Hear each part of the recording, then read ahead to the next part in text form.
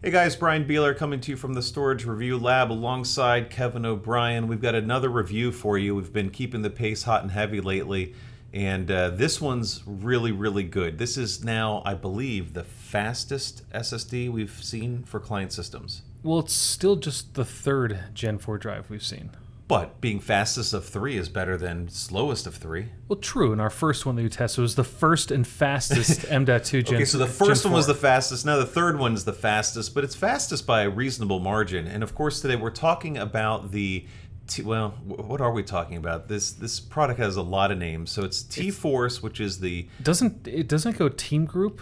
Yes, TEAMGROUP T-Force, which is their gaming thing. CARDEA. CARDEA or CARDEA or CARDEA? Possibly. Okay, ceramic C440. Yes. Here's the important thing to know. It's a Gen 4 SSD, so with the newer AMD systems, you're going to get the latest in throughput and performance out of this drive. And when you put it in there, it's going to have that white ceramic heat spreader on it, and it's going to look beautiful in your system. And although they're playing that up. Yeah, there's a lot of things going for it. I can understand heat spreaders. They're on a lot of the higher performance drives. But I mean, you look at Samsung's where it's like this micro layer of like copper, or like Sabrent had a small layer of copper, and they do it in spec. This one is just kind of it seems like overbuilt, gratuitous, perhaps. Yeah, it doesn't need to be that thick. And what's kind of funny with a lot of these drives, we've tested really high-end enterprise models where the most that they've ever needed would be like a little thermal pad covering the controller, and everything's fine. That's a drive that's going to be a heck of a lot faster. Well, a lot of these are going to go into PCs and rigs where there's plenty of space. It's cavernous. There's lots of air movement, so it's more of an aesthetic. Yeah, than it's anything. it's more looks and design over function. Yeah, one of their marketing points was that this will look great with white motherboards, and I'm not a gamer. I'm too old for that. Well, you're not a gamer much either. So we're not exactly the right audience for the aesthetics of an SSD heat spreader, but you know, if you have a white motherboard and you want a white SSD, it sounds like something my wife would like, quite honestly. Yeah, although it brings in other questions of it moves the drive out of spec for some of the height requirements. It just really depends on how what you want your focus of the drive to be. And if you put it in a notebook, you're going to have to tear the heatsink off. And so let's talk about that for a second as we take another look at the flying pig holding the drive, so majestically so. The drive itself on the T4 spec page says 4.75 millimeters. You checked it with calipers. That's right around there. About right. Okay.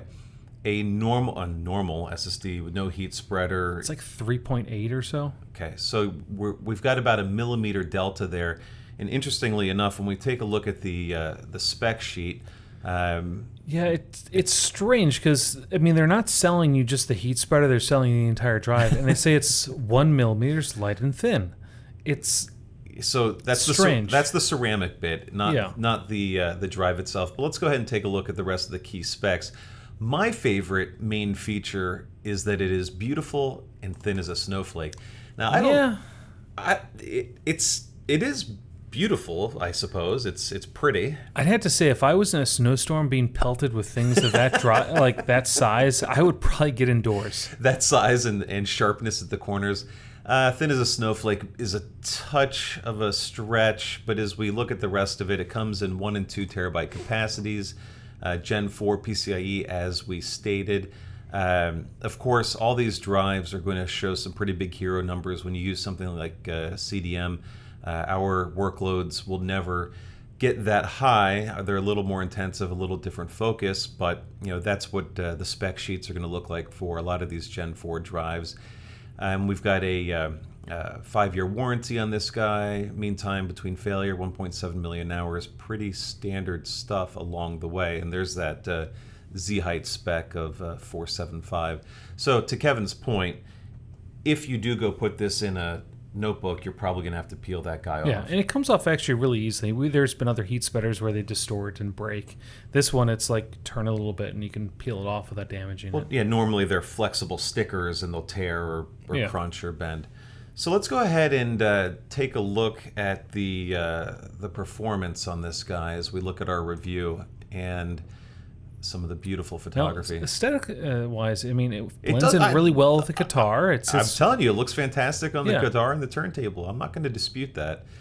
So performance-wise, in our SQL Server test, it came in a little bit behind the other Gen 4 M.2s that we tested, but not by much. I mean, 4 milliseconds versus, I think it was like 3 of the Sabrin, so it fit in pretty well there. When we go to our VD bench test, we're looking at our random read. This guy's neck and neck with the Silicon Power model, which was fastest in that group. So it's holding pretty well. Then in our random write workloads, it peaked out at around 144,000 IOPS, took the top spot there. Sequential read. And actually, this is interesting. I mean, it has a strip of bacon effect in this chart, but all the drives perform pretty similar in type of their pattern. The ceramic C440 came in with the lowest latency and peaked out at the highest throughput. So this guy came in just over 4 gigabytes a second. Sequential write, again, led that pack. I think this guy topped out around 855 megs a second.